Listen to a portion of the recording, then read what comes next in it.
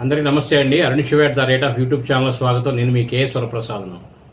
నేను మీకు ఈరోజు వీడియోలో మనం లైఫ్లో కొన్ని ఆహార పదార్థాలు అనేది మిస్ అవుతున్నామండి. గతంతో పోల్చుకుంటే ఇప్పుడు చాలా తగ్గిపోతుంది. 10 మందిలో 3-4 అవాయిడ్ చేస్తున్నారు. వాటి గురించి మనం ఈరోజు ఈ వీడియోలో తెలుసుకుందాం. అవి ఏమిటంటే అండి, పాలు, పెరుగు, నెయ్యి. ఈ 3 అనేది గతంలో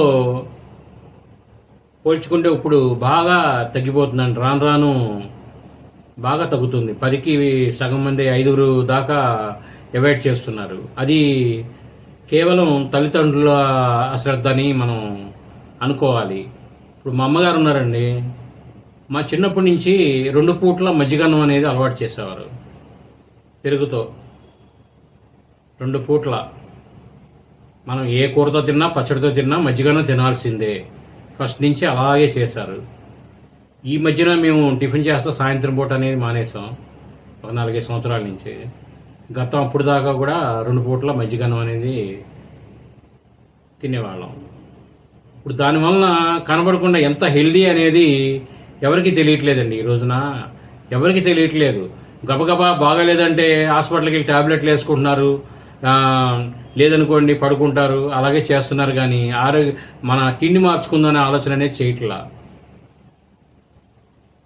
ఇప్పుడు నెయ్యి